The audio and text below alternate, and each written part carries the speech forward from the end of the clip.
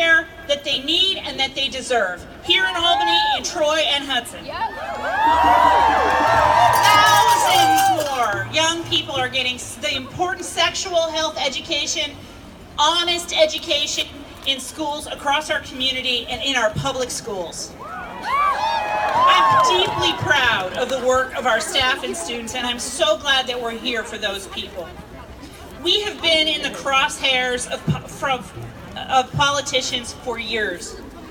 This was no different. However, everything was different because we were all in the crosshairs together. For many of us, 2017 changed us all.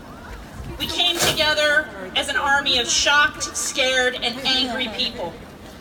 We, all of us, were stunned that an openly racist, misogynistic, xenophobic man was elected president. And yet we stood together and we raised our voices to say that we would not be deterred. Let's be honest, we're still stunned. Many of us are still shocked and scared, but this year feels different. This year we have made a difference. We stopped attacks on affordable health care.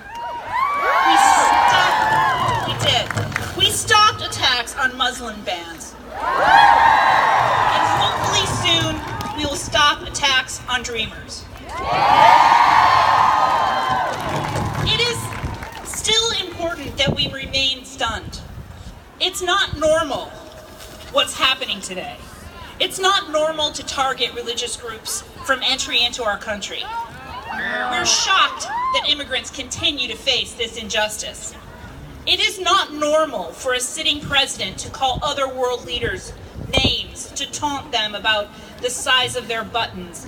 We're shocked at the crude and impetuous behavior of this president and that he is not held accountable by our legislature. It is not normal for a president to insult countries because its people are black. We are shocked, not just at the words he has spoken, but that someone who was elected here in this country even believes those things. We are a country of immigrants, those who came here and those who were brought here. All have a place in our history, and they all will make our future.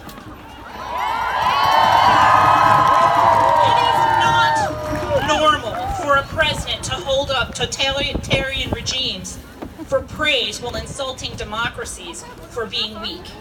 It is not normal to use Twitter to write international and domestic policy. But today I want to put forth another idea. I want to say that it is no longer useful for us to be scared. We are scared because it feels like we are not enough. Like we are not enough to change things, not enough to make a difference. What if, just for one moment, we all decided that we simply are enough? We are, each and one of us, enough to make a difference in the world that we need right now. Fear is a tool of the weak.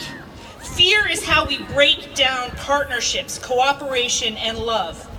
Fear stops us from thinking, and today we need to be thinking. Have we been given reason to be scared? Of course we have. People of color are not safe on the streets. LGBTQ people are not safe in the workplace or at school or at home. Women are not safe anywhere. Yes, we should be scared, but we cannot be stopped. The only way to combat this fear is to stand up for one another, to link arms and know that our safety lies in our numbers. Woo! Each and every one of us here is enough. We are enough to stand up to this bullying, to this fear. We do this by believing in each other, and we do this by believing in ourselves. We do this by extending whatever privilege we have to somebody with just a little less. If you know you have a place to sleep tonight, what will you do for someone who does not? If you can walk, how will you be ensure that someone who can't can live the independent life they deserve. If you move through the world without whispers or stares because your gender identity is what people expect it to be, what will you do to stop the harassment of someone who presents just a little differently? If you are safe at home, how will you make it easier for someone who is not to leave?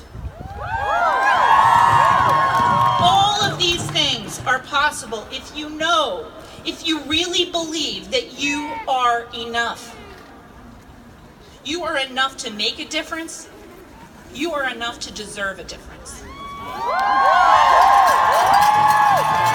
are enough to see through the fog of fear to the clarity of action. All of these things are possible. I hear you. All of these things are possible if we hold each other in our hearts and crowd out this fear. I am deciding today that I am imperfect. I am scared. I sometimes don't know what I'm talking about, but I am enough. If I'm not afraid, what can I do to allay your fears? If I am not afraid, what can I do to stand up to those who try to marginalize us? I thank you all for coming here today. Together, you are quite simply enough.